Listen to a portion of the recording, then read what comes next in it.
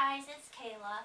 Today I'm going to palpate on my patient Mary Beth. Mary Beth, is it okay if I palpate on your lower back and hip area today?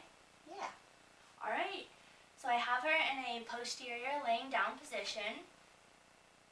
And I'm just going to roll up her shirt just a little bit.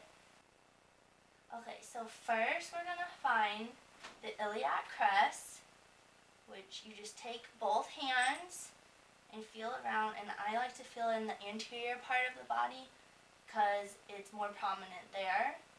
And then if you just wrap around,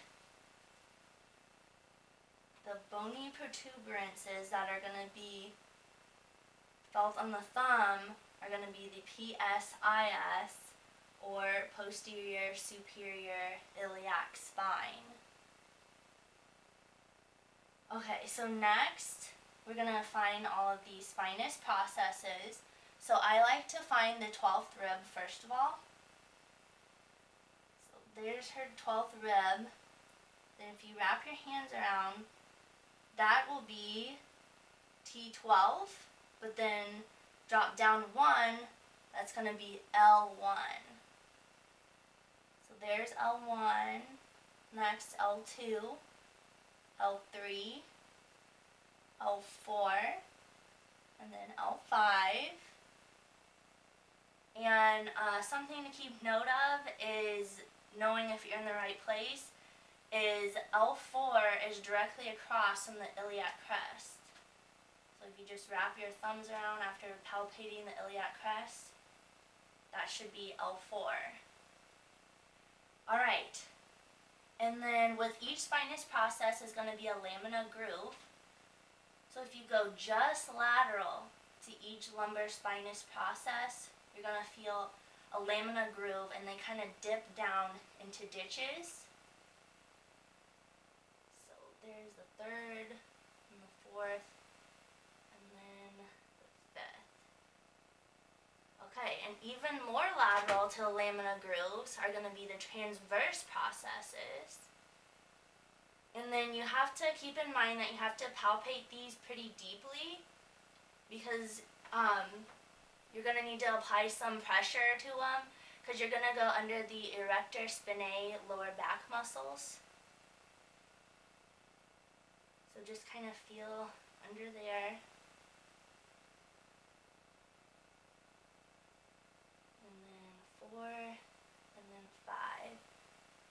So basically you're going to have a spinous process, a lamina groove that's in between the transverse processes. Okay, next is the sacral base.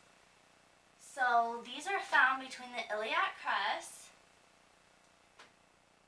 So you need to find the PSIS, which is going to be right here, the bony protuberance. And then when you're at the PSIS, you're at the approximate location of S2. So you want to go a bit superior to that, but not above L5. So approximately between S2 and L5. And you can feel this nice ridge here, and that's going to be the sacral base. Okay, so next we're going to do the sacral apex. And the sacral apex is more inferior than the sacral base. So you're gonna take the heel of your hand and you're gonna take your palm, face it towards her feet, or his feet, and palpate from the sacral base and go until you reach the coccyx or tailbone, and it's kind of between there. And then you can feel this protruding structure here, and that will be the sacral apex. Alright, so to find the sacroiliac joint, keep your thumbs at the PSIS once again, then move inferiorly towards the sacral apex, which we just found. And then the sacroiliac joint is going to be lateral to that of the sacral base. And then you'll know you're on the correct location whenever you have have your patient bend the leg and knee, I guess, at a 90-degree angle.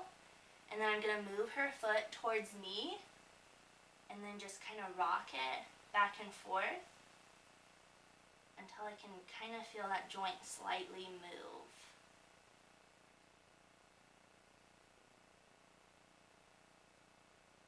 So there it is.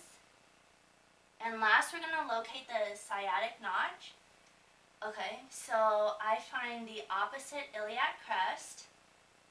Once again, wrap my hands around and locate the PSIS. And then with the opposite hand, locate the greater trochanter of the leg.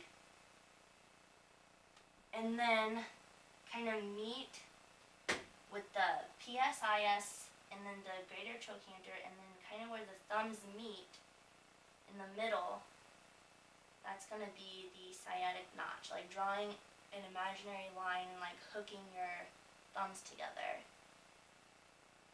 Alright, and those are all of my palpations. Thank you.